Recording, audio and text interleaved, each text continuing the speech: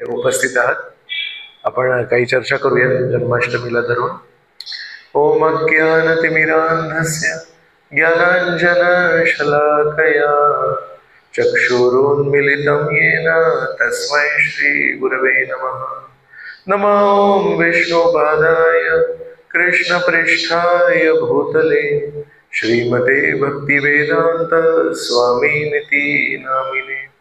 नमस्ते सरस्वते देवे गौरवाणी प्रचारिणे निर्विशेष शून्यवादी पाश्चात्य देशतारिणे. जय श्री कृष्ण चैतन्य प्रभु नित्यानंद श्री अद्वैत गदाधर श्रीवासादि गौरभक्तवृंद. हरे कृष्ण कृष्ण कृष्ण हरे हरे हरे राम राम राम हरे हरे. हरे कृष्ण. भगवद्गीतेचा जो सर्वात महत्वाचा श्लोक आणि सगळ्यात फेमस श्लोक आहे तो आहे यदा यदा हि धर्मस्य ग्लानिर्भवति भारत अभ्युत्थानमधर्मस्य तदात्मानं सृजाम्यहम्. तर या श्लोकामध्ये श्रीकृष्ण म्हणतात की जेव्हा जेव्हा या जगात धर्माचा ऱ्हास होतो आणि अधर्म वाढायला लागतो तेव्हा तेव्हा मी स्वतः अवतरित होतो. मग प्रश्न येतो की कशासाठी अवतरित होतात. तर दुसऱ्या श्लोकामध्ये म्हणतात परित्राणाय साधूनां विनाशाय च दुष्कृतां धर्म संस्थापनार्थाय संभवामि युगे युगे. तर दोन गोष्टी म्हणतात जे सज्जन आहेत त्यांचं रक्षण करण्यासाठी आणि विनाशाय च दुष्कृतां दुष्ट लोकांना नाश करण्यासाठी आणि अशा प्रकारे जे योग्य धर्म आहे त्याची स्थापना करण्यासाठी मी या जगामध्ये नेहमी येतो. त्यातून एक आपल्याला लक्षात येतं की परमेश्वर हे एका वडिलांसारखे रक्षण करतात पण वडील प्रेम पण करतात. पण त्यातल्या त्यात परिवारामध्ये असं मानलं जातं की आई प्रेम करते आणि वडील काळजी घेतात. तर भगवंत असे व्यक्ती आहेत आईसारखं प्रेम करतात. परित्राणाय साधूनां आणि दुष्टांपासून रक्षण पण करतात. विनाशायाच्या दुष्कृतम. ध्रुव बद्दल आपण ऐकलंय नेहमी. तर ध्रुवाच्या काही प्रार्थना आहेत. तर ध्रुवाच्या प्रार्थनांमध्ये ते परमेश्वराला म्हणतात हे परमेश्वरा तुम्ही एका गायीप्रमाणे आहात. काय म्हणतात. गाय ही वासराला नेहमी पालन पोषण करते पण जर चुकीने कोणी लांडगा असेल कधी काही वाघ असेल जर त्यांनी त्या वासरावर आक्रमण केलं तीच प्रेमळ गाय तिच्या दोन शिंगांनी त्या हिंसक प्राण्यावर आक्रमण पण करते. म्हणजे गाय आपल्याला वाटतं की एकदम अशी मवाळ प्राणी आहे पण जर वासराला कोणी काय केलं तर तीच गाय रक्षण पण करू शकते. तर ध्रुव त्यांच्या प्रार्थनांमध्ये भगवंतांना गायीचा एक उपमा देतात. तर तसंच आपण म्हणतोय परित्राणाय साधूनां विनाशाय दुष्कृतां की परमेश्वर या जगात येतात ते रक्षण करण्यासाठी येतात. आज आपण जन्माष्टमी साजरी करतोय. जन्माष्टमीचा जो प्रसंग आहे की श्रीकृष्ण या जगात जेव्हा अवतरित झाले तुरुंगात वसुदेव आणि देवकी. तर तेव्हा वसुदेव आणि देवकीची काय परिस्थिती होती. वसुदेव आणि देवकी त्रासलेले होते. वसुदेव आणि देवकी यांना जबरदस्तीने तुरुंगवास दिला होता आणि श्रीकृष्ण जेव्हा तिथे आले पहिला परिणाम काय झाला देवकी आणि वसुदेवच्या जीवनात. पहिली गोष्ट म्हणजे आनंद झाला आणि दुसरी गोष्ट काय झाली माहितीये. श्रीकृष्ण त्यांना म्हणतात मला गोकुळात तुम्ही घेऊन जा. आणि वसुदेव त्यांच्या हातात बेड्या आहेत त्यांच्या पायात बेड्या आहेत ते तुरुंगात आहेत गेट बंद आहेत बाहेर शिपाई आहेत आणि ते वसुदेवाला म्हणतायत मला तुम्ही तुरुंगाच्या पलीकडे नदीच्या पलीकडे त्या पलीकडे मला गोकुळात घेऊन जा. वसुदेवाने मनातही हा प्रश्न नाही विचारला एक मिनिट काय म्हणतोयस तू तुला माहितीये ना आपण कुठे आपण तुरुंगात आहोत आपण जाणार कसे. जसं त्याला सांगितलं वसुदेवाने त्या बाळाला उचललं आणि चालायला लागले. आणि एक असा क्षण आला जेव्हा त्या हाताच्या बेड्या तुटल्या. एक असा क्षण आला जेव्हा त्या पायाच्या बेड्या तुटल्या. ते विचारच नाही करत की कसं होणार आहे. ते म्हणतात परमेश्वराने सांगितलंय ना मग होणार आहे. परमेश्वर आलेत ना रक्षण करायला तर ते रक्षण करणार. असंही करत करत ते गेट पर्यंत पोहोचले. दरवाजे उघडले कुलूप तुटले बाहेर शिपाई बसले होते ते आपोआप बरोबर झोपी गेले. तर वसुदेव एक क्षण बाहेर किंवा मनातल्या मनात प्रश्नच नाही विचारत आहेत की हे सगळं शक्य कसं होणार आहे. त्यांना माहिती की नाही परमेश्वर आहेत ना रक्षण करायला आले तर होईल सगळं. बरं जातात तिथे वाहती नदी आहे. ही रात्रीची अर्ध्या रात्रीची वेळ आहे. आपण जन्माष्टमी कधी साजरी करतो रात्री 12ला. त्यानंतर माहितीये नदी, वाहती नदी अर्ध्या रात्री, थोडी भीषण वाटते, भीती वाटते पाण्याची. धबधबा दिवसा खूप छान वाटतो, रात्री कधी गेला धबधबा किंवा समुद्राच्या लाटा वगैरे खूप भीती निर्माण करतात. रात्री ती वाहती नदी आहे आणि तिथे अर्ध्या रात्री श्रीकृष्णांना घेऊन, त्या बाळाला घेऊन वसुदेव पोचले. त्यांनी एक क्षण पण विचार नाही केला या वाहत्या नदीला पार करून मी कसा जाणार आहे. त्याच्यामध्ये पाय घातला आणि ती नदी यमुना नदी आहे. तर यमुना ही श्रीकृष्णांना प्रिय आहे. गंगा नदी कोण आहे? गंगा नदी श्रीकृष्णांचं चरणामृत आहे. वामन त्यांनी जेव्हा असा पाय उचलला होता तेव्हा गंगा नदी ते स्पर्श करून पाहते आजही चरण. तर यमुना म्हणते मला पण श्रीकृष्णाच्या पायांना स्पर्श करायचा आहे. तर जेव्हा वसुदेवनी पाय घातला तर आतापर्यंत अनुभव काय होता? सगळे कुलूप उघडले, बेड्या तुटल्या.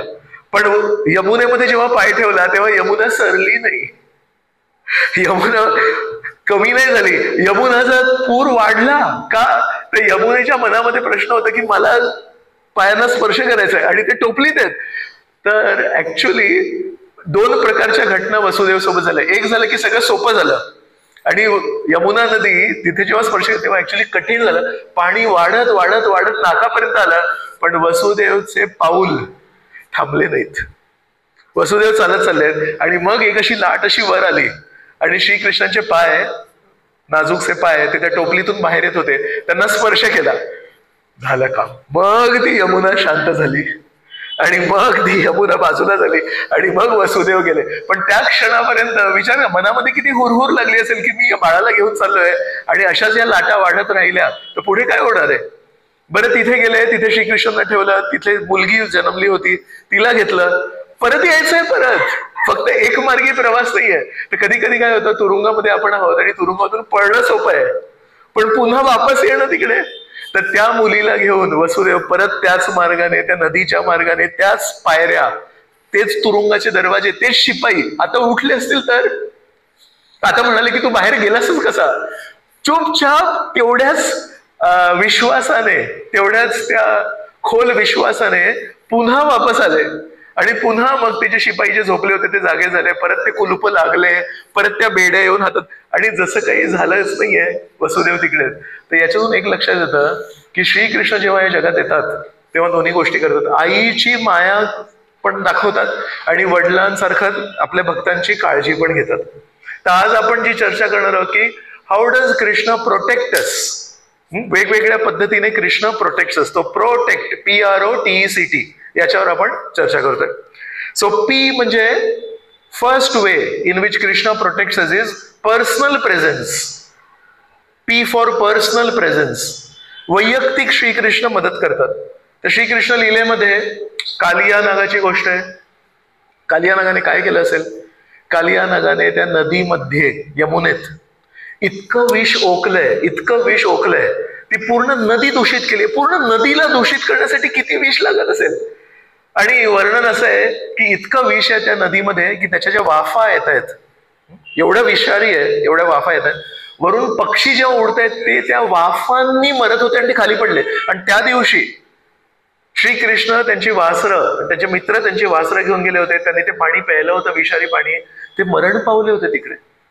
तर श्रीकृष्णाने जेव्हा कोणी सांगितलं तेव्हा श्रीकृष्ण तिकडे आले. श्रीकृष्णांनी दृष्टीपात केला, त्यांना पुन्हा एकदा जीवन दिलं आणि मग श्रीकृष्ण म्हणाले, माझ्या यमुने नदीमध्ये एवढं विष ओकणारं कोणी असेल तर मी ते सहन करणार नाही. श्रीकृष्णाने लगेच आपल्या कमरेचा जो कापड होता तसं एकदम टाईट बांधला आणि कदंब वृक्ष आहे, आजही ते कदंब वृक्ष आहे तिकडे, त्याच्यावरून उडी मारली आणि स्वतः जाऊन त्या कालियाला त्यांनी सांगितलं, अजिबात इथे तू हे सगळं विष वगैरे करायचं नाही. तो काही कमी नव्हता, तो बाहेर आला. मग काय केलं असेल श्रीकृष्णांनी? त्यांच्या फणांवर नृत्य केलं. तर आधी एका फणावर नृत्य केलं. तर आपण म्हणतोय नृत्य, पण कालिया जर असता, कालियाला जर फणाला नृत्य केलं ना रे तुझे फणांवर, तो नृत्य नाही केलं, लत्ता प्रहार केला, जोर जोरात मारलं. आणि जेव्हा ते मारून त्या फणातलं विष बाहेर पडलं, मग दुसऱ्या फणाने दंश करायचं. तर श्रीकृष्ण लगेच उडी मारून दुसऱ्या फणावर जायचे. अशा प्रकारे प्रत्येक फणावर नृत्य करून, पण त्याला असं वाटत होतं की डोक्यावर वीज पडते की काय, प्रत्येक फणातलं विष बाहेर काढलं परत परित्राणाय साधूनाम आणि विनाशाच्या दृष्टी. तर गोपिका तिथे बघत होते हे सगळं, तर गोपिकांना ते कळालंच नाही की हा एवढं जोरात जोरात लाथा मारतोय आणि त्याचं विष बाहेर निघतंय. गोपिका म्हणतात हा किती सुंदर नृत्य करतोय. त्यांना माहितीच नाही की याला शिक्षा मिळते. तर गोपिकांसाठी, भक्तांसाठी श्रीकृष्ण आहेत परित्राणाय साधूनाम, आणि त्याच क्षणी, त्याच वेळी, त्याच क्रियेमध्ये कालियाला मारतात पण आहेत. गोवर्धन पर्वताचा इथे देखावा बनवलाय. तर गोवर्धन पर्वत श्रीकृष्णाने जेव्हा उचललंय, दोन गोष्टी घडतायत एकाच वेळेस. परित्राणाय साधूनाम, विनाशाय दुष्कृतम. काय तर इंद्र आहे, त्याच्यामध्ये दुष्ट अहंकार निर्माण झालाय. तो काय म्हणतोय, मी पाणी पुरवठा मंत्री आहे, मला जिथे पाहिजे तिथे पाणी पुरवठा करीन, आणि जर तुम्हाला तुमच्याकडे पाणी पुरवठा पाहिजे असेल तर थोडेसे लाच द्यायला लागेल. आणि लाच देणं चालतं का शासनाला? तर परमेश्वर म्हणाले अजिबात लाच देणार नाही तुला. तुला पाणी पुरवठा मंत्री बनवलंय तर तुझं कर्तव्य आहे ते देणं. तर तो काय ऐकायला तयार नाही. मग श्रीकृष्णाने काय म्हणाले, आज ही इंद्र पूजा बंद, आज इंद्र पूजा करायची नाही, यावर्षी नाही करायची. तर इंद्राला एवढा राग आला, कधी कोणी इंद्रपूजा बंद नव्हती केली. तर त्या दिवशी त्यांनी ठरवलं, पूर्ण ब्रह्मांडाला प्रलयाच्या वेळेस जेव्हा पाणी भरतं पूर्ण ब्रह्मांडामध्ये, ते पाणी देणारे सांवर्तक ढग असतात. त्या सांवर्तक ढगांना श्रीकृष्णांच्या त्या वृंदावनाला पूर्णपणे पाण्याने बुडवून, पुरामध्ये काय म्हणू त्याला, जलसमाधी, पूर्ण गावाला, गायींना, वासरांना, मोरांना, हरिणांना, गोपांना, गोपिकांना, सगळ्यांना जलसमाधी देण्याची कुत्सित बुद्धी इंद्राला आली. तर इंद्र म्हणतायत माझी पूजा बंद करतो काय, आज सर्वांना जलसमाधी देतो मी. श्रीकृष्णाने काय केलं असेल इथे आपण बघतोय. गोवर्धन पर्वत उचललं आणि 7 दिवस 7 रात्र त्या गोवर्धन पर्वताच्या खाली एक मोठा उत्सव झाला. का तर सर्व भक्त लोक, सर्वजण जे कधी त्यांना श्रीकृष्णांचं मोजक्या काळासाठी दर्शन मिळायचं, ते 7 दिवस 7 रात्र एकाच ठिकाणी समोर श्रीकृष्ण, आणि दृष्टी पलीकडे जातच नाहीयेत. तर 7 दिवस 7 रात्र हे लोक सर्व खुश. असं म्हणतात, आता आपण इथे हे दृश्य बघतोय तर श्रीकृष्ण तिथे मध्ये आहेत, बरोबर. तर काही लोक पर्वताखाली श्रीकृष्णांच्या उजवीकडे असतील, काही लोक पर्वताखाली श्रीकृष्णांच्या डावीकडे असतील, काही लोक समोर असतील, काही लोक मागे असतील. पण जेव्हा जेव्हा कोणीही त्या पर्वताखाली श्रीकृष्णांकडे बघितलं, त्यांना असं कधीच वाटलं नाही मी बाजूनी बघतोय, मी पाठ दिसते मला. कुठूनही बघितलं श्रीकृष्णांना, त्यांना नेहमी श्रीकृष्णांचा तो गोड चेहरा, श्रीकृष्णांची ती छाती, हे छान असे उभे आहेत, आणि नेहमी असं त्यांना दिसायचं की जेव्हा जेव्हा श्रीकृष्णांकडे बघायचे, श्रीकृष्ण बरोबर त्याच भक्ताकडे बघत असायचे. प्रत्येक भक्ताला वाटायचं श्रीकृष्ण नेहमी माझ्याकडेच कसे काय बघतायत. तर श्रीकृष्णांकडे ती कला आहे की कोणीही असू दे, एकदा जर तुम्ही श्रीकृष्णांशी नातं जोडलं तर तुम्हाला वाटेल श्रीकृष्ण माझ्या जीवनामध्ये मला भरपूर प्रेम करतायत.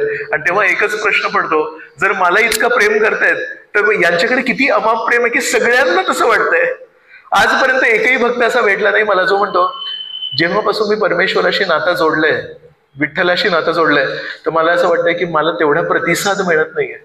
ज्यांनी ज्यांनी श्रीकृष्णांशी नातं जोडलंय ते नेहमी म्हणतात मला खूप खूप प्रतिसाद मिळाला आणि मला नेहमी वाटतं की श्रीकृष्ण मला भरपूर प्रेम करतात म्हणून. तर कसे ते श्रीकृष्ण आहेत जे सर्वांना पाठवून, बाजूनी, सगळीकडून बघून, पण त्यांना वाटतं की श्रीकृष्ण केवळ माझ्याकडेच बघते, पाठ त्यांनी दाखवली नाही कधी. आणि खाली हा एवढा छान उत्सव चालू आहे आणि वर इंद्र म्हणतोय अरे पाणी पाणी पाडा, अजून अजून पाडा. ते पाणी कुठे गेलं होतं? तर इथे हा देखावा आहे म्हणून आपण दाखवू शकतो. तर श्रीकृष्णांचं सुदर्शन चक्र आहे ते असं इथे फिरत होतं, गोल गोल गोल गोल, फास्ट, अदृश्य रूपात. आणि त्या पाण्याला जर पाणी खाली पडलं इथून ना, मग ते पाणी इथे खाली जाणार आणि पूर येणार ना, तर पाणी फक्त आजूबाजूला पडतंय. आतमध्ये जिथे श्रीकृष्ण त्यांचे सगळे मित्र आहेत, भक्त आहेत, तिथे अजिबात पाणी नाही, तिथे अजिबात ओलावा नाही, तिथे काही त्रास नाही झाला. तर कशा प्रकारे ते श्रीकृष्णांनी केलं असेल, परित्राणाय साधूनाम विनाशाय. तर अनेक अनेक अशा गोष्टी आहेत ज्याच्यामध्ये श्रीकृष्णांनी स्वतः वैयक्तिक भक्तांना प्रेम दिलंय, आणि ते प्रेम देता देता कोणाला कळालं नाही पण राक्षसांचा संहार केलाय. आता अशा प्रकारे श्रीकृष्ण पर्सनल प्रेझेन्सने खूप भक्तांची रक्षा करतात. रुक्मिणी आहे, रखुमाईला आपण सर्वजण मराठीमध्ये पूजा करतो. तर रुक्मिणीचे भाऊ होते रुक्मी, आणि त्यांच्या मनात अशी इच्छा होती की शिशुपालशी रुक्मिणीचं लग्न व्हावं. का बरं? शिशुपाल काय असा एकदम चांगला काही मुलगा नाहीये, रुक्मिणीचं लग्न व्हावं. त्यांचा पॉलिटिकल अलायन्स करायचा होता त्यांना, त्या राज्याशी काहीतरी त्यांचा स्वतःचा स्वार्थ होता. तर बेसिकली बहिणीचा, मराठीमध्ये एक शब्द आहे ना, सौदा करणं. तर बहिणीच्या लग्नाद्वारे तो स्वतःचा स्वार्थ करत होता. रुक्मिणीला अजिबात ते स्वीकार नाही. रुक्मिणीने पत्र लिहिलं श्रीकृष्णांना की आजपर्यंत मी असं ऐकलंय की कोणी तुम्हाला हाक मारली तर तुम्ही त्या हाकेला दाद देता. तर माझी एक विनंती आहे, माझा भाऊ मला बेसिकली विकतोय, त्याच्या स्वार्थासाठी माझं लग्न लावून देतोय आणि मला विकतोय, तर कृपया तुम्ही येऊन मला मदत करणार का? श्रीकृष्णांनी काय केलं असेल? श्रीकृष्णांनी रावणाने सीतेला अपहरण केलं होतं रामचंद्रांच्या अनुपस्थितीमध्ये. तेच राम, तेच कृष्ण आहेत, आणि तेच रावण, तिथेच शिशुपाल आहेत. तर श्रीकृष्णाला बरोबर माहिती आहे याने माझ्या पत्नीला मला दूर कुठेतरी पाठवून पळवलं होतं. रुक्मिणीचं लग्न ठरलंय शिशुपालाशी. म्हणजे त्या कथेमध्ये सीता ही रावणाच्या अगदी जवळपर्यंत गेली आहे. रामचंद्र म्हणाले, मी काय तुझ्यासारखा तसं नाही की दूर कुठेतरी खोटारडेपणा करीन, मी तुझ्या समोर येईन आणि तुझ्या तोंडातला घास पळवून जाईन. ते जुना हिशोब होता तो. आपल्याला वाटतं की श्रीकृष्णांनी रुक्मिणीला अपहरण का केलं? वडिलांकडे गेले असते आणि म्हणाले असते मला तुमच्या मुलीचा हात पाहिजे लग्नासाठी. तर श्रीकृष्ण तेच रामचंद्र आहेत आणि तोच राहतो, त्याला अद्दल घडवायची होती. तर आपल्याला ते कनेक्शन्स माहिती नाही म्हणून आपण म्हणतो की श्रीकृष्ण एका कन्येचं अपहरण कसे करू शकतात? नाही, ते जुना हिशोब तो बाकी होता तो. आणि शिशुपालाला वाटलं या वेळेस तरी माझं लग्न होईल यांच्याशी. श्रीकृष्ण ऐन वेळेस आले, लग्नाच्या आधी येऊन रुक्मिणीचा हात धरला आणि स्वतः येऊन रुक्मिणीला पळून गेले. तर म्हणून जेव्हा केव्हा कोणी श्रीकृष्णांना हाक मारली आहे, श्रीकृष्णांनी स्वतः येऊन त्यांना वाचवलंय. सो पी फॉर, तू सांगशील? Personal presence. Very good. R for representative, की श्रीकृष्ण कधी स्वतः मदत करतात, कधी आपल्या प्रतिनिधीद्वारे पण मदत करतात. पांडवांच्या जीवनामध्ये अनेक वेळा सुरुवातीच्या काळात तरी बालपणामध्ये श्रीकृष्ण स्वतः उपस्थित नव्हते, कारण श्रीकृष्ण स्वतः वृंदावनात होते. अर्जुन आणि श्रीकृष्ण हे समवयीन आहेत. तर इथे बालपणामध्ये श्रीकृष्णांवर जसं एक एक चाललंय अत्याचार, तसं पांडवांवर पण चाललंय. मग तेव्हा कोण मदत केली? श्रीकृष्णांनी विदुराला पाठवलं होतं. तर विदुर हे श्रीकृष्णांचे प्रतिनिधी वारणावट मध्ये पण त्यांना जेव्हा जाळणार होते पांडवांना, तेव्हा आता धृतराष्ट्र आपल्या बहिणीला कुंतीला आणि तिच्या 5 मुलांना म्हणतात, उन्हाळ्याच्या काळात एक फार्म हाऊस बनवलंय मी, तिथे जरा गारवा असतो, तुम्ही उन्हाळ्यात तिथे जाऊन राहा. अशा बोलण्यावर यांना सांगितलं की तुम्ही तिथे सुरक्षित राहाल म्हणून. आणि मनात कारस्थान काय आहे? अमावस्येच्या दिवशी ते पूर्ण घर जाळून टाकणार आहे, त्यांना समाप्त करणार आहे. कोणाला खबर पण नाही की कुंती आणि 5 मुलं जळून समाप्त झाले. विचार करा किती कुत्सित बुद्धी आहे. तर जेव्हा ते चालले, विदुराला लक्षात आलं या धृतराष्ट्राने आजपर्यंत कोणासाठी काही चांगलं नाही केलं, आपल्या परिवारातल्या लोकांना हा एक फार्म हाऊस बांधून देईल आणि त्याच्यामध्ये सांगेल की उन्हाळ्यामध्ये तुम्ही सुरक्षित राहिलाय, तर काहीतरी चुकीचं आहे. तर जाता जाता बोली भाषा असते माहितीये, एक असते ऑफिशियल भाषा आणि एक असते गावातली भाषा. कधी कधी आपण बघतो कोणी बोलत असत आपल्याला कळत नाही ती भाषा. तर विदुर त्या बोली भाषेत काय म्हणतायत, हे लोक असे चालले आहेत आणि सगळे मंत्री असतील, त्यांचे भावंड दुर्योधन दुःशासन होते. तेव्हा विदुर काय म्हणतायत, आत्मा हा अग्नीने जळत नाही, आत्म्याला तलवारीने कापू नाही शकत, पण शरीर मात्र जळतं, शरीर मात्र कापलं जातं. विचार करा, तुम्ही प्रवासाला कुठेतरी निघाले आणि तुमच्या जवळचे कोणीतरी शुभचिंतक व्यक्ती ते मध्येच येऊन म्हणतात, आत्मा हा अग्नीने जळत नाही, तलवारीने कापल्या जात नाही, पण शरीर मात्र होतं.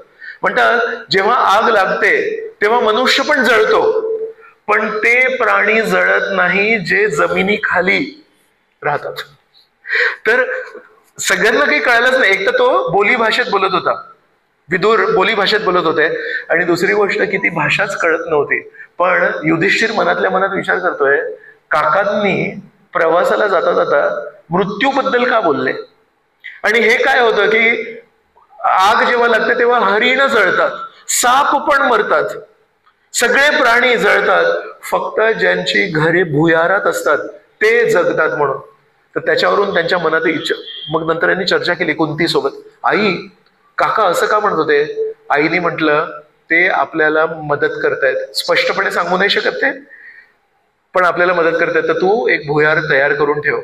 तर 2-1 महिने तिथे होते, तेव्हाच भीमाने ते भुयार तयार करून ठेवलं. आणि ज्या दिवशी आग लागणार आहे अमावस्येच्या दिवशी ही बातमी आली, तर हे 5 भाऊ आणि कुंती हे त्या भुयारातून पळून गेले म्हणून जगले. तर श्रीकृष्ण कधी कधी स्वतः मदत करतात, कधी कधी त्यांच्या प्रतिनिधीद्वारे करतात. तुमच्यातून कोणी कृष्णाई लॉन्सला आमच्या जन्माष्टमीला आले होते? तर काटे मॅडमनी खूप सुंदर एक नाटक केलं होतं. तर त्याच्यामध्ये काय होतं की एक अंबरीश नावाचे राजे होते, त्यांना दुर्वासा मुनी शाप देतात. ते खूप श्रेष्ठ साधू आहेत आणि त्यांनी विचार करा एका राजाला शाप दिला. पण त्या राजाने काय केलं असेल? राजाने प्रतिक्रिया नाही दाखवली.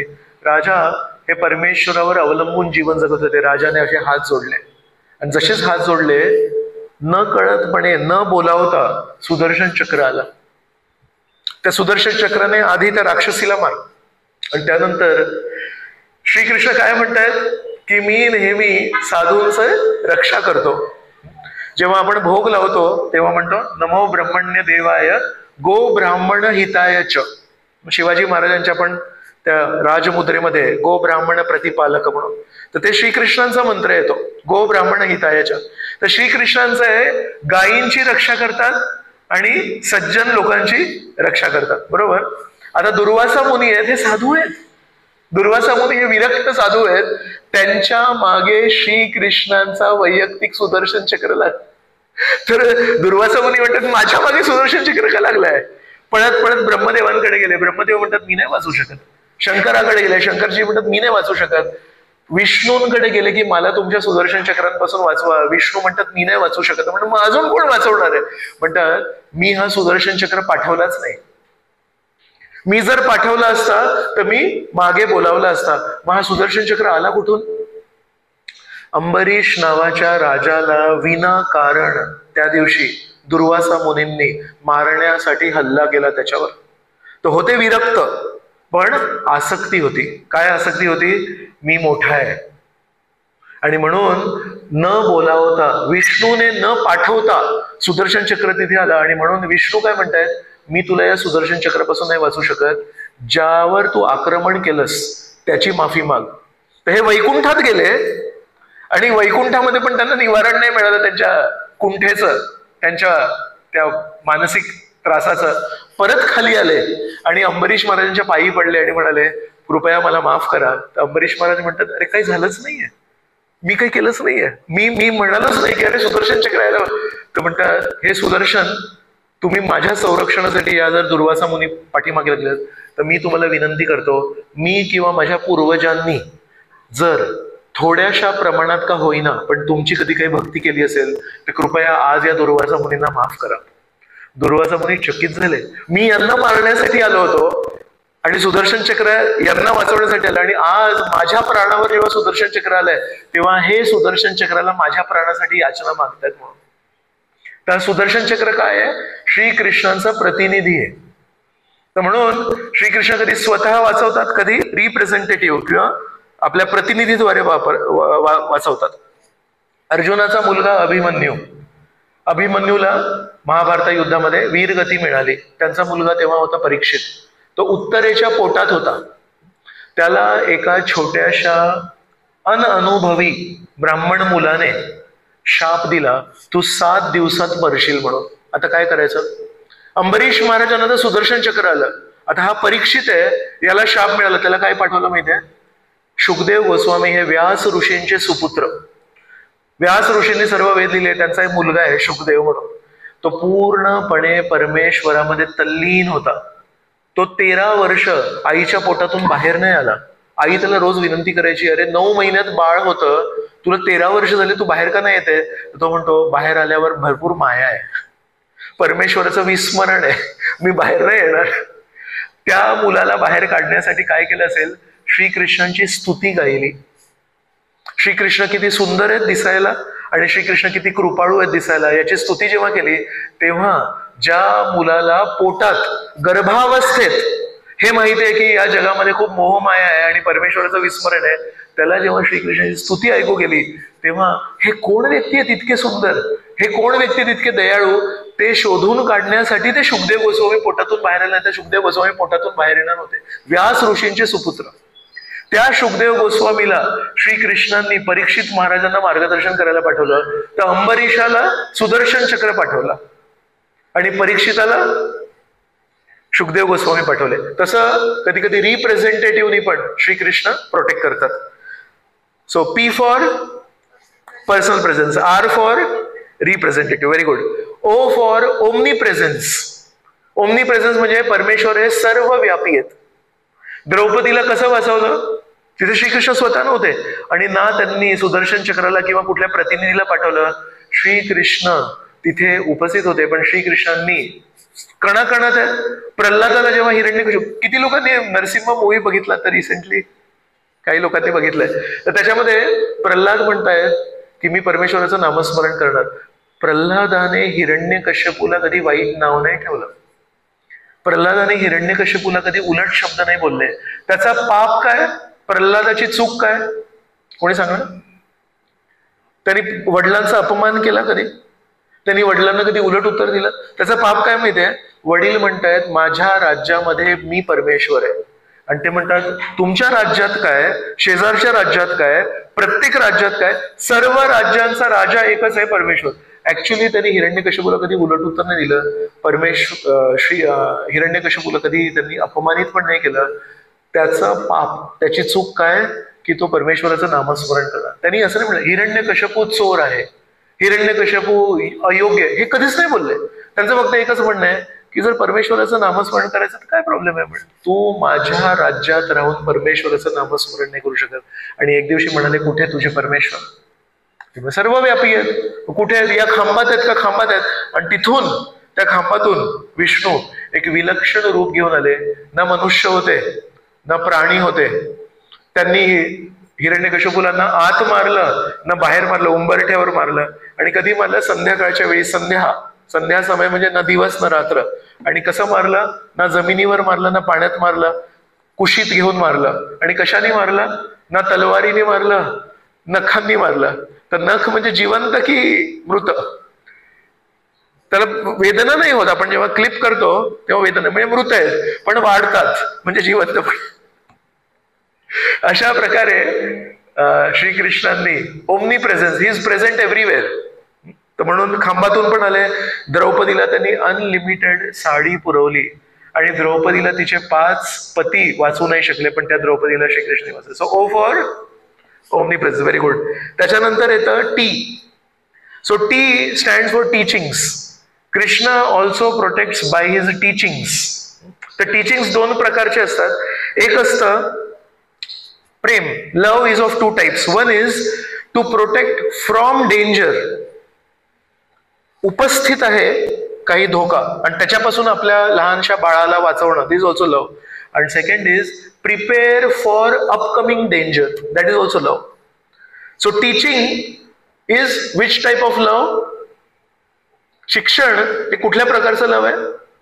First type of love is protect from danger. So when there is already danger तेव्हा शिक्षण नसतं द्यायचं, तेव्हा शस्त्र चालवायचे असतात. पण what is love of the second type? Prepare for upcoming danger. तर येणाऱ्या जीवनामध्ये, आपल्या मुलांच्या जीवनामध्ये कधी काही अडचण येतं त्यासाठी आधीपासून शिकवून ठेवतो आपण, that is also love. So म्हणून एक प्रेम आहे जे हिरण्यकश्यपूच्या त्रासाला वाचवण्यासाठी, प्रल्हादाला जो त्रास होतो वाचवण्यासाठी परमेश्वराने प्रोटेक्ट फ्रॉम डेंजर. आणि second is prepare for danger. So म्हणून श्रीकृष्ण जेव्हा शिकवणी देतात त्याच्याने he protects for upcoming danger. 2 Gita आहेत, एक आहे भगवद्गीता आणि एक आहे उद्धव गीता. भगवद्गीतेमध्ये इट वॉज डेंजर ऑलरेडी सगळेजण उभे होते आणि श्रीकृष्णांनी भगवद्गीता दिली. आणि अर्जुन काय म्हणतोय, मला हे युद्ध सोडून जायचंय. पण श्रीकृष्ण म्हणाले अजिबात सोडायचं नाही, तुला युद्ध करायचंय. आणि दुसरी गीता आहे त्याला म्हणतात उद्धव गीता. जशा प्रकारे अर्जुन हे श्रीकृष्णांना खूप प्रिय आहेत, तसे त्यांचे खूप जवळचे एक मित्र आहेत उद्धव. आणि उद्धव म्हणत होते मला सगळं काही सोडून जायचंय.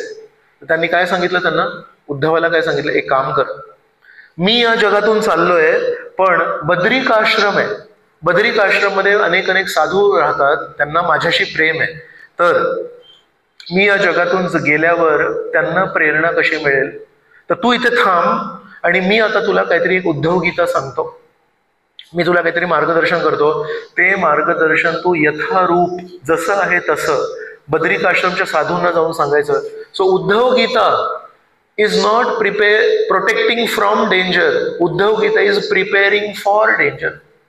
सो शिकवणी ह्या पण एक परमेश्वराचं प्रोटेक्शनचं एक लक्षण आहे. जर आपण परमेश्वराच्या शिकवणी बघितल्या, श्रीमद भागवतामध्ये वेगवेगळ्या गोष्टी शुकदेव गोस्वामी सांगतात त्या जर बघितल्या, तर there are two things there. One is diversity in context. कुठल्या कुठल्या घटना आहेत. एक आहे कुंतीची गोष्ट सांगितली आहे, तर कुंती ही राजराणी. एक गजेंद्राची गोष्ट आहे, गजेंद्र हा प्राण्यांचा राजा, हत्तींचा राजा. एक वृत्रासुराची गोष्ट आहे, वृत्रासुर हा एक राक्षस शरीरात होता, पण त्याची चेतना ही परमेश्वराच्या भक्तीची होती, शरीर राक्षसाचं होतं. एक आहे अवंती ब्राह्मणाची गोष्ट आहे, तो आहे जुना नाही, म्हातारा एक ब्राह्मण, तो एक कुठे एक म्हातारा ब्राह्मणाची गोष्ट. पण या सर्व मध्ये although there is diversity in context, there is consistency in content. तर एक म्हातारा ब्राह्मण आहे, त्याची परिस्थिती वेगळी असेल. एक श्रीमंत राणी आहे, तिची परिस्थिती वेगळी असेल. एक प्राण्यांचा राजा आहे, त्याची परिस्थिती वेगळी असेल. पण या सगळ्यांमध्ये एक युनिव्हर्सॅलिटी आहे. काय? या सगळ्या विविध परिस्थितीमध्ये, वेगवेगळ्या परिस्थितीमध्ये या सगळ्यांनी त्यांच्या परिस्थितीमध्ये, त्यांच्या कष्टाच्या परिस्थितीमध्ये एका व्यक्तीला नाव घेतलं, एका व्यक्तीला त्यांनी पुकारलं, आणि त्या व्यक्तीने या सगळ्या विविध परिस्थितीमध्ये या सगळ्या वेगवेगळ्या लोकांना वाचवलं. So how did Krishna save Kunti? How did Krishna save Gajendra? How did Krishna save Prahlad? How did Krishna save Avanti Brahman? How did Krishna save Vrajvasis? आणि how did Krishna save the Pandavas? फरक आहे याच्यामध्ये. पण एक गोष्ट आहे, या सर्वांनी आपापल्या परिस्थितीमध्ये नेहमी श्रीकृष्णांना आवाहन केलं, आणि श्रीकृष्णांनी वेगवेगळ्या पद्धतीने कोणालाही दूर नाही लोटलं, नेहमी सगळ्यांवर प्रेम केलं. सो म्हणून teachings is another way in which Krishna protects. So काय झालं? P for personal presence, R for representative, O for omnipresence, T for teachings. आता येतं E. So E stands for empowerment. Kunti स्वतःची एकी प्रार्थनेमध्ये काय म्हणते, हिडिंब राक्षसाला तुमच्या आमच्या मताने कोणी मारला?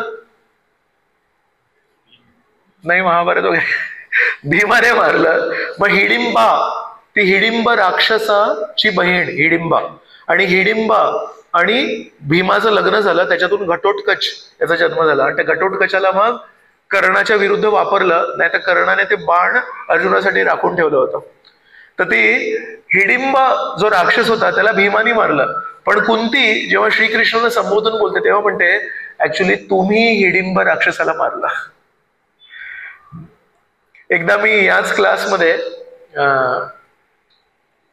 घटोत्कचाचा मुलगा, काय नाव त्याचं, इथे तोंडावर आहे पण त्याचं नाव आठवत नाहीये, तर ही घटोत्कचाचा एक मुलगा आहे. त्यांनी बघितलं की हे दोन आता विभाग झालेत आणि यांच्यामध्ये युद्ध झाले, तर तो म्हणाला मला पण युद्धामध्ये भाग घ्यायचा आहे.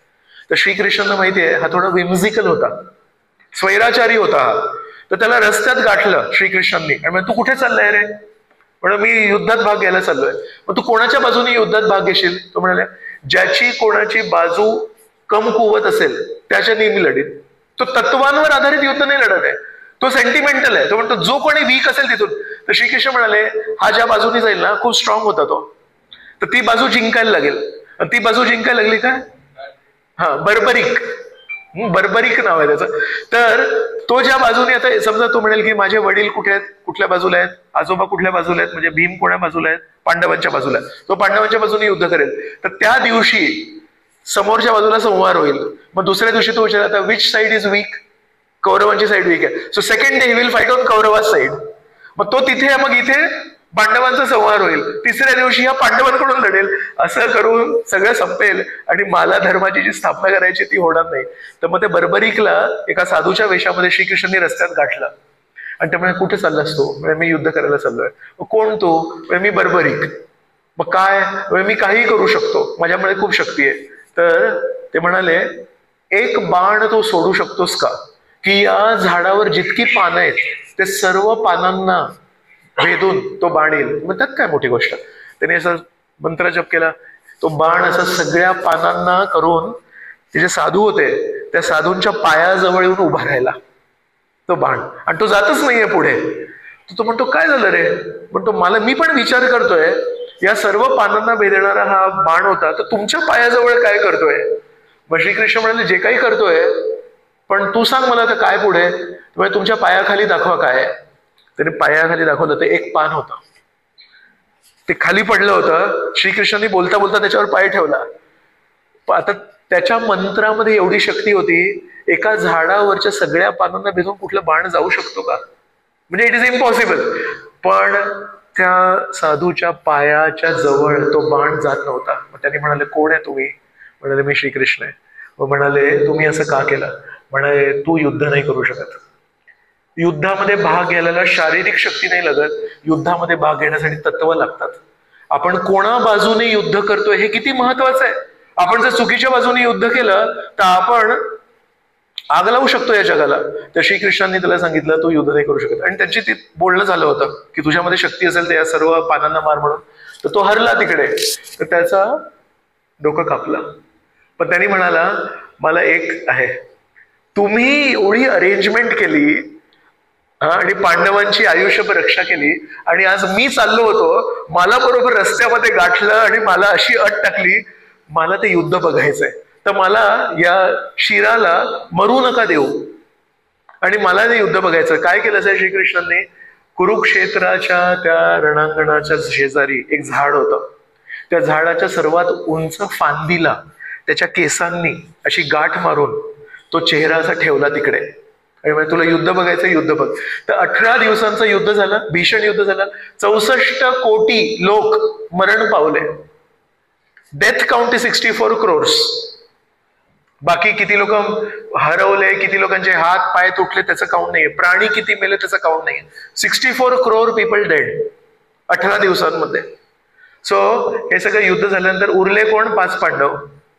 श्रीकृष्ण परत त्या बर्बरीकडे घेऊन आले त्या 5 पांडवांना, आणि तेव्हा भीमाने आपल्या नातवाला विचारलं की तू काय बघितलंस रे? सगळ्यात मोठा या युद्धामध्ये सैनिक कोण आहे? तर कुठेतरी भीमाला वाटत होतं म्हणतील की तुम्ही आजोबा. अर्जुनाला कुठेतरी मनामध्ये एक छोटीशी आशा होती, म्हणतील भीष्माला मारलंय, मोठमोठ्या कर्णाला मारलंय. तर अर्जुनाला कुठेतरी अपेक्षा होती मला म्हणतील. तर ते बर्बरीकने म्हणाले, मी पहिल्या दिवसापासून इथून हे संपूर्ण युद्ध बघितलं, पूर्ण आढावा मी घेतलाय, आणि मला एकच दिसलं, श्रीकृष्ण सगळ्यांना मारत होते. तर आता हे सगळे विचार करत होते, माझं नाव येईल, माझं नाव येईल. मग त्यांनी म्हटलं की नाही, जरी समजा अखिल बंधू प्रभू या इकडे, समजा या बॉटल घ्या आणि मला मारा असं जोरात, असं म्हण. आता कोणी मारला मला? अहो बोला, असं नका करू, महाभारतातले श्लोक नाही विचारत आहे. तुम्ही म्हणाल कोणी मारला? यांनी मारलं. पण मी म्हणेन यांनी नाही मला, बॉटलनी मारला. आणि खरी आहे ना गोष्ट, पण बॉटल कोणाच्या हातात आहे आणि बॉटल कोणाच्या इच्छेनुसार चालते, आणि बॉटल कोणाच्या हातांमध्ये राहून मला लागली आणि माझा मृत्यू झाला. सो आपण सरासरी काय म्हणतो, यांनी यांना मारलं, पण ऍक्च्युली यांनी नाही मारलं मला. यांचे हात तर मला लागलेच नाही. यांच्या हातातला चाकू, यांच्या हातातली वीट, यांच्या हातातला दगड, यांच्या हातातली ही बॉटल, तिने मारलं मला. पण आपण कधी त्या बॉटलला फाशीची शिक्षा नाही देणार. आपण त्या बॉटलला एका हातोडी मारून नाही मारणार, म्हणणार अखिल बंधूंनी मारलं, बरोबर. मग तसं जरी अर्जुनाने भरपूर तीर चालवले असतील, जरी भीमाने गदा चालवली असेल, पण त्या घटोत्कचाच्या मुलाने बर्बरीक याने म्हटलं हे संपूर्ण युद्ध श्रीकृष्णांनी केलंय, आणि हे सगळी जी कौरव सेना होती हे श्रीकृष्णांनी मारली आहे. सो त्याला म्हणतात एम्पॉवरमेंट. सगळ्यांच्या मध्ये शक्ती संचारित केली श्रीकृष्णाने. तुम्ही कधी लहानपणी समुद्र मंथन लीला ऐकली? तर इथे असुर आणि इथे देवता, आणि त्या समुद्र मंथन लीलेमध्ये मी एकदा मोजलं 13 वेळा विष्णू त्या देवतांना मदत करतात. सुरुवातीला मंथन जेव्हा करत असतो, मंदार पर्वत बुडतो, तर तेव्हा कूर्म रूप घेऊन येतात. मग कूर्म रूप घेऊन आले खाली, मग आधार देतात. तर खाली आधार मिळाला, पण हे लोक जेव्हा अशी तर रवीसारखी खेचतायत तेव्हा वरून पण ते असे हलते. मग अजित रूप घेऊन येतात, वर बसतात. अशा प्रकारे नाना नाना अवतार घेऊन शेवटी अमृत आलं. अमृताच्या वेळेस कोण येतात? दीपाली माताजी सांगतील. धन्वंतरी येतात. आणि मग ते आल्यानंतर अमृताचा कुंभ घेऊन येतात. तर अमृताचा कुंभ आल्यावर हे घेऊन पळून जातात. आता केलं होतं अमृतासाठी आणि ते अमृत घेऊन पळून गेले. मग काय? मग मोहिनी रूप घेऊन येतात, सगळ्यांना रांगेत बसवतात, तुम्हाला मिळेल, आणि इथे वाटतात. तर विष्णूंनी किती मदत केली आहे. तर शेवटी अमृत कोणाला मिळालं? देवतांना. पण त्यासाठी कार्य कोणी केलं? कोणी म्हणेल की अरे हे इथे खेचत होते आणि ते तिथे खेचत होते, पण फक्त खेचल्याने अमृत नाही निघालं. अनेक वेळा विष्णू यांना मदत करायला लागली. तसं महाभारताच्या युद्धामध्ये श्रीकृष्ण जर नसते तर ते युद्ध जिंकता नसतं. म्हणून ई फॉर एम्पॉवरमेंट. मग आता काय आलं? C for clarity. बाहेरचं धोकं कधी कधी आपल्याला चालू देत नाही. बाहेरचं धोकं जेव्हा असेल तेव्हा कळत नाही की रस्ता कुणीकडे चाललाय. बाहेरचं धोकं नष्ट करण्यासाठी सूर्यप्रकाश पुरेसा आहे, पण जेव्हा डोक्याच्या आतमध्ये धोकं असतं, there is lack of clarity. Which way to go. जीवनामध्ये आता कसे निर्णय घ्यायचे, असे निर्णय घ्यायचे की असे निर्णय घ्यायचे, त्याच्यासाठी सूर्य कुठे आहे? बाहेरचा जो सूर्य आहे तो बाहेरचं धुकं नष्ट करू शकतो, बाहेरचा अंधार नष्ट करू शकतो. कधी कधी डोक्याच्या आतमध्ये अंधार असतो, डोक्याच्या आतमध्ये धुकं असतं, तेव्हा परमेश्वराच्या शिकवणी लागतात. So Krishna gives clarity of thought. What is right, what is wrong. अर्जुनाची काय परिस्थिती आहे? अर्जुनाला ज्ञान नाहीये, अर्जुनाकडे शक्ती नाहीये, अर्जुनाकडे संस्कार नाहीये, सगळं काही अर्जुनाकडे, पण अर्जुनाकडे लॅक ऑफ क्लॅरिटी आहे. सो बिफोर गीता आणि after Gita what changed? Before Gita पहिल्या अध्यायाच्या शेवटच्या श्लोकामध्ये अर्जुन काय म्हणतोय की विसृज्यम शसरम चापम शोक संविघ्न मानसः. पहिला अध्याय कुठे संपतो? विसृज्य. विसृज्य म्हणजे त्यांनी विसर्जन केलं, त्यांनी खाली ठेवलं. सशरम चापम, बाणांसह धनुष्याला त्यांनी खाली ठेवलं. शोक संविघ्न मानसः, शोकाने पूर्णपणे आवृत्त होऊन अर्जुनाचं जे मन आहे पूर्णपणे तो खचला आणि त्यांनी गांडीव धनुष खाली ठेवला. आणि मग काही काळासाठी श्रीकृष्णांनी भगवद्गीता बोलली आणि भगवद्गीतेनंतर त्याच अर्जुनाने तोच गांडीव धनुष उचलला आणि खूप छान युद्ध केलं. तर जेव्हा त्याच्या हातामध्ये शक्ती नव्हती तो गांडीव धनुष धरायची आणि नंतर त्याच अर्जुनाने तोच गांडीव धनुष उचलला. मध्ये काय घडलं?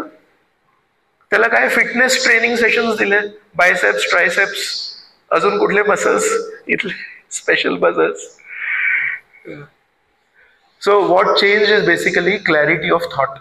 आपल्याला कधी कधी काय वाटतं, जीवनाचं युद्ध जिंकण्यासाठी I should go to this gym and then I should go to that gym and I should go to that gym. Actually beyond all this there should be some gym for clarity of thought. योग्य काय आणि अयोग्य काय याची ओळख पण माहिती पाहिजे आपल्याला. तर Shrikrishna gives clarity of thought. एका श्लोकामध्ये भागवतामध्ये सांगितलंय, सर्वे वेदाश्च यज्ञाश्च तपोदानानि चानघ जीव अभय प्रदानस्य न कुर्वीरन कलामपि.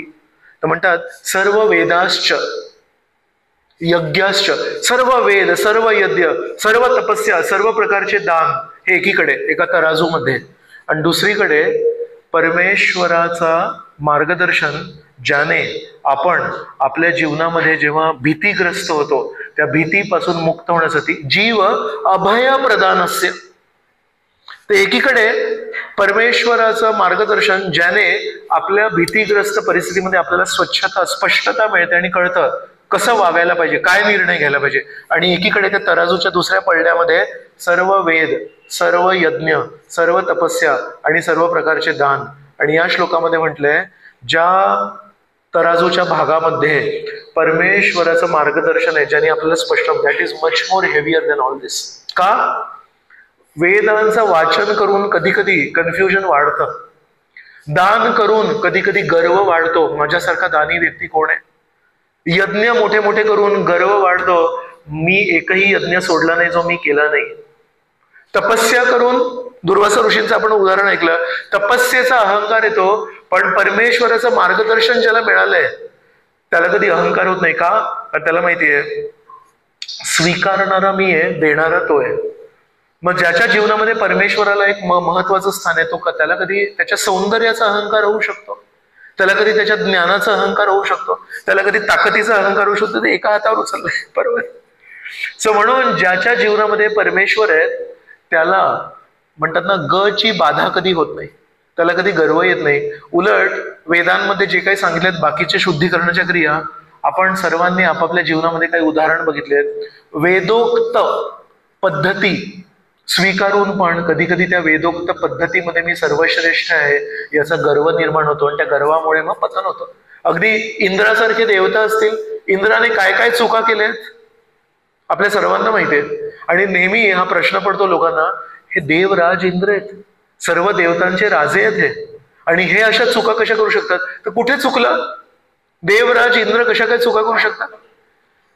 ते फक्त कृती करतायत, पण त्या कृतीमागे योग्य भावना काय आहे हे भावना त्यांना शिकायला वेळ नाहीये. आणि कुठे साधे साधे मनुष्य आहेत अर्जुनासारखे, पण ते मोठी मोठी कृती जरी नसतील करत, पण नेहमी परमेश्वरासमोर नम्रपणे उभे राहतात आणि म्हणतात, परमेश्वरा तू सांग काय करायचंय. तर तो जो नम्रपणा आहे तो अर्जुनाला मदत करतो, आणि ती नम्रता जेव्हा इंद्राकडे नाहीये तर ती इंद्राला मदत नाही करत. प्रश्न हा नाहीये की आपलं स्थान काय आहे, प्रश्न हा आहे की आपली भावना काय आहे. आपलं स्थान खूप मोठं असेल पण आपली भावना जर तुच्छ असेल, मग काय होणार? आपल्याकडून चुका घडणार. आपलं स्थान अगदी तुच्छ असेल पण आपली भावना नम्रतेची असेल तर परमेश्वर आपल्याला मदत करायला तयार आहेत. सो म्हणून खूप महत्वाचं आहे हे की सी फॉर क्लॅरिटी. एक माणूस असा बसला होता शांतपणे, तर दुसरा एक त्याचा मित्र येऊन म्हणतो, क्या रे ऐसा बैठा है, तुझे कुछ काम नहीं है क्या? तर त्याने शांतपणे तो बसला होता, शांत चित्ताने बसला होता. त्याने असे डोळे उघडले आणि म्हणाले, हाँ मेरे मन में कोई काम नहीं है. आपल्याला काय वाटतं, only that person should be active, जो नेहमी त्याला काहीतरी काम करायची इच्छा आहे. पण हा म्हणतो, हा मेरे मन में कोई काम नहीं है. म्हणजे काय? स्वार्थ नाही आहे. तर इतके लोक सगळे जे ऍक्टिव्ह असतात, they are always busy busy busy as a bee. Why? स्वार्थासाठी. सो जेव्हा परमेश्वराकडून आपल्याला क्लॅरिटी मिळते तेव्हा we understand it is not necessary to be busy only for swarth. आपण दुसऱ्यांना देण्यासाठी पण बिझी राहू शकतो. So that clarity will never come by reading Vedas. That clarity will never come by doing yajnas. That clarity will never come by doing daan. That clarity will never come bye तपस्या. का? मी यज्ञ कशासाठी करतो? मी दान कशासाठी करतो? मी वेद का वाचतोय? सगळ्यात हुशार व्यक्ती यांना सर्व संस्कृत श्लोक कंठस्थ आहेत, हे तर ऐकायचं आहे ना. पण जेव्हा आपण परमेश्वरासमोर नमून त्यांच्यासमोर उभे राहतो आणि म्हणतो, परमेश्वरा तुम्ही सांगा काय, त्याचे फोटो नाहीत ना. खाली बसलेल्या व्यक्तीचे कधी फोटो नाहीत या जगामध्ये. जो समोर उभा राहून सगळ्यांना सांगतो हे असं आहे, त्याचे फोटो निघतात. पण खरा फायद्याचा कोण ठरेल? फायदा खरा कोणाचा होईल? जो परमेश्वरासमोर परमेश्वराकडून मार्गदर्शन स्वीकारतोय. So that is C for clarity. आणि मग last T. So last T is T for time. So sometimes Krishna will protect personally, sometimes Krishna will protect by representative, sometimes Krishna will protect because he is omnipresent, sometimes Krishna will protect by his teachings, sometimes Krishna will empower, and sometimes Krishna will give clarity, and sometimes Krishna in the form of time just makes you wait. And you are saying, why is something not happening? काही होत का नाहीये? परमेश्वर म्हणतात, first I want you to learn patience. तर वेळ, right? तर अनेक आपल्या जीवनातले जे दुःख आहेत ते कुठल्याही औषधाने जाणार नाहीये. त्यासाठी फक्त एकच औषध आहे, काळचक्र. तो घड्याळाचे जे काटे आहेत ते जेव्हा फिरतात तेव्हा हळूहळू हळू कमी होतं. This also how Krishna protects us. तुमच्या सर्वांच्या बँक अकाउंट मध्ये समजा मी सांगितलं रोज फ्रेश डिपॉझिट होणार आहे. How many of you will be happy? Everyone will be happy. Okay. So let me tell you, there is something called money which if lost can be regained. हरवलेले पैसे, बुडलेले पैसे पुन्हा कमवू शकतो. आणि sometimes in English they say time is money, बरोबर?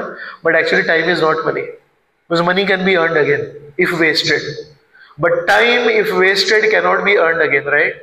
So आपल्या बँक अकाउंटमध्ये जर रोज मी म्हटलं कोणी डिपॉझिट करेल पैसे, तर तुम्ही सगळेजण एकदम खुश झालात.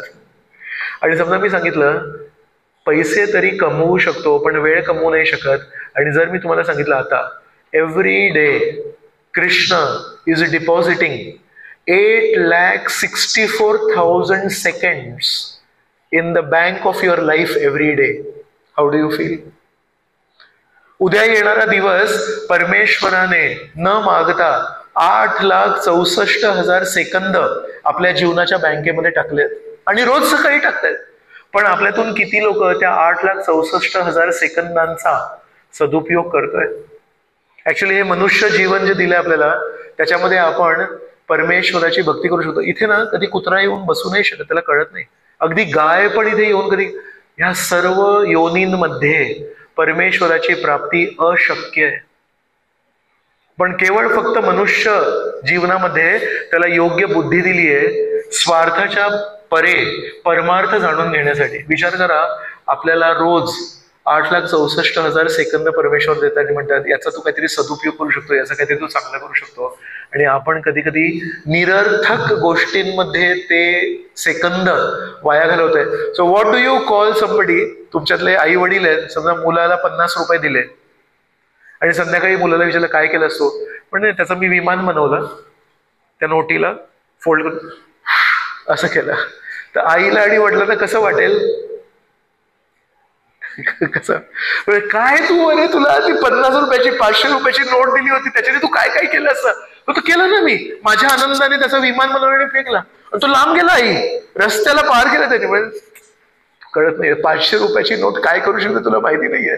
तसं परमेश्वर आपल्याकडे बघून म्हणतात मनुष्य जीवन मिळालंय आणि त्यामध्ये तुमच्याकडे आर्थिक सुबकता आहे, तब्येत बरी आहे, बुद्धी आहे, भगवद्गीता समजून घ्यायची. ऍक्च्युली आपण दररोज कमीत कमी एक श्लोक तरी भगवद्गीतेचा वाचायला पाहिजे.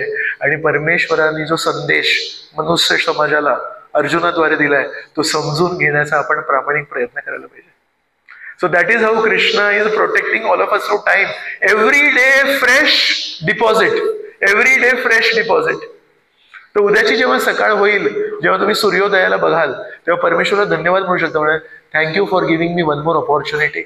कालपर्यंतचं मी जीवन कधी सिरियसली घेतलं नाही, म्हणजे माझं जीवन आहे, माझं जीवन नाही आहे, ते जीवन कधीही समाप्त होऊ शकतं. एक ऍक्सिडेंट झाला, घसरून पडले, संपलं सगळं. तर विचार करा प्रत्येक दिवसाला आपण कुठल्या दृष्टीने बघायला पाहिजे. So in this way Krishna protects. Now will call us, please come. सांगा PROTCT सांगा. E for personal presence, R for representative, O for omnipresence, T for teachings, E for empowerment, C for clarity, and T for most important life. Thank you. Very good.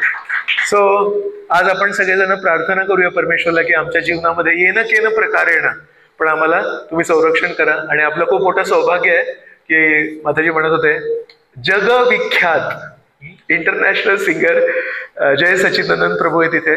त्यांच्या गोड मधुर आवाजामध्ये ज्या श्रीकृष्णांना गीतेद्वारे समजणं ऐकणं कठीण जातं, त्याच श्रीकृष्णांना त्यांच्या गोड नामाद्वारे कीर्तनाद्वारे आपल्या समोर प्रस्तुत करणार आहेत. तर माझ्या कटू बोलल्यानंतर आता आपण त्यांच्याकडून अजून गोड मधुर आपल्याला हरिनाम ऐकू येईल. तर रिक्वेस्ट करता हूं जय सच्चिदानंद प्रभु को कृपया आप कीर्तन कीजिए.